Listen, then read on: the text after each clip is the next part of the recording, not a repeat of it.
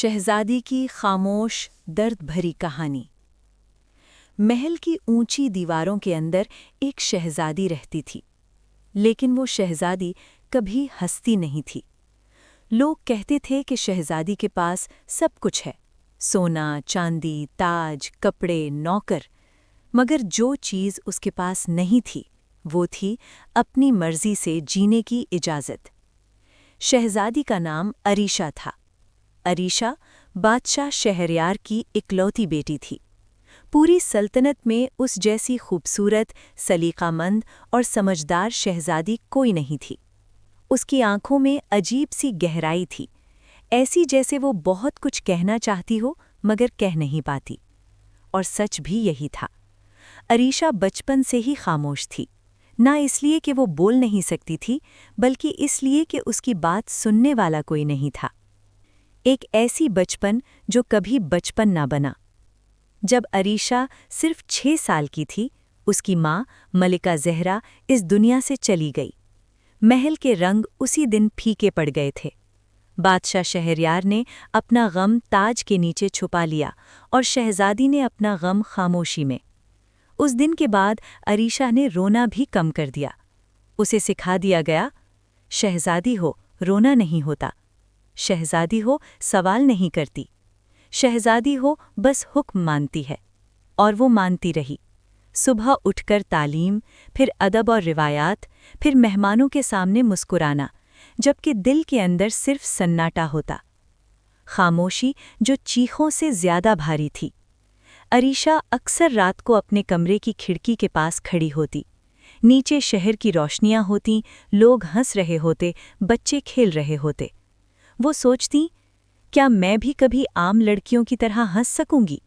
کیا میری زندگی کا فیصلہ کبھی میں خود کر سکوں گی؟ مگر ہر سوال کا جواب صرف ایک ہوتا، نہیں۔ اس کی زندگی کا ہر فیصلہ پہلے سے لکھا جا چکا تھا، وہ فیصلہ جس نے شہزادی کو اندر سے مار دیا۔ ایک دن بادشاہ نے وزیروں کا بڑا اجلاس بلایا۔ محل میں خاموشی تھی، لیکن اس خاموشی کے پیچھے طوفان چھپا تھا۔ عریشہ کو بلایا گیا۔ بادشاہ نے کہا، بیٹی، تمہاری شادی کا فیصلہ ہو چکا ہے۔ وہ پل بھر کے لیے چپ رہی، پھر بہت دھیمی آواز میں پوچھا، ابا، کیا میں پوچھ سکتی ہوں کس سے؟ بادشاہ نے آنکھیں چرا لی۔ یہ پوچھنا ضروری نہیں، سلطنت کے لیے یہ رشتہ ضروری ہے۔ اس دن عریشہ نے کچھ نہیں کہا، نہ روئی، نہ چیخی، بس اس کی آنکھوں سے خاموش آنسو گرتے رہے۔ محبت جو کبھی زبان تک نہ آئی۔ جو بات کوئی نہیں جانتا تھا وہ یہ تھی کہ عریشہ کا دل پہلے ہی کسی کے لیے دھڑک چکا تھا۔ محل کا ایک تعلیمی استاد فارس، وہ کوئی شہزادہ نہیں تھا، نہ اس کے پاس تاج تھا نہ سلطنت، مگر اس کے پاس سمجھنے والی نظر تھی۔ فارس ہی وہ شخص تھا جو عریشہ کی خاموشی کو سمجھ گیا تھا۔ وہ اس کی آنکھوں سے پڑھ لیتا تھا کہ آج شہزادی کا دل کتنا بوجھل ہے۔ کبھی کوئی لفظ نہیں بولے گئے، کبھی کوئی وعدہ نہیں ہوا، مگر پھر بھی محبت موجود تھی۔ شہزادی کا سب سے بڑا گناہ یہ تھا کہ وہ دل سے جینا چاہتی تھی، اور سلطنت میں دل سے جینے والوں کے لیے کوئی جگہ نہیں ہوتی۔ شادی کی تاریخ قریب آ رہی تھی، محل سج رہا تھا، شہر میں خوشی تھی، مگر شہزادی دھیرے دھیرے اندر سے مر رہی تھی۔ اس رات عریشہ نے اپنی ڈائری میں لکھا، اگر میں شہزادی نہ ہوتی شاید زندہ ہوتی۔ شادی سے صرف 3 دن پہلے کا دن تھا۔ محل پھولوں سے سجا ہوا تھا، دیواروں پر روشنیاں چمک رہی تھیں، نوکر بھاگ دوڑ میں تھے، اور شہر میں صرف ایک ہی بات ہو رہی تھی، بادشاہ کی بیٹی کی شادی۔ مگر محل کے سب سے اونچے کمرے میں ایک شہزادی بالکل اکیلی بیٹھی تھی۔ عریشہ نے آئینے میں خود کو دیکھا۔ وہ لال جوڑا اس کے لیے تیار تھا، مگر اس کا چہرہ وہ کسی زندہ لاش جیسا لگ رہا تھا۔ اس نے دھیرے سے کہا، یا اللہ، کیا یہی میری قسمت ہے؟ فریس کا آخری پیغام۔ اسی دن شام کو جب محل میں کوئی نہیں تھا، عریشہ کے کمرے کے دروازے پر ایک چھوٹا سا کاغذ پھسلا دیا گیا۔ وہ فریس کا خط تھا۔ عریشہ کے ہاتھ کانپ گئے۔ خط میں لکھا تھا، شہزادی، میں جانتا ہوں کہ میں آپ کے مقابلے میں کچھ بھی نہیں، مگر آج اگر میں نہ بولا تو زندگی بھر اپنے آپ کو معاف نہیں کر پاؤں گا۔ آپ خوش نہیں ہیں اور آپ کی خاموشی چیخوں سے زیادہ بلند ہے۔ اگر آپ صرف ایک بار کہہ دیں کہ آپ رکنا چاہتی ہیں تو میں آپ کے لیے دنیا کے خلاف کھڑا ہو جاؤں گا۔ عریشہ کی آنکھوں سے آنسو بہنے لگے۔ وہ پہلی بار اتنا روئی تھی، مگر اس نے خط کا جواب نہیں دیا، کیونکہ وہ جانتی تھی اگر اس نے کچھ کہا تو صرف فریس نہیں، پوری سلطنت تباہ ہو سکتی تھی۔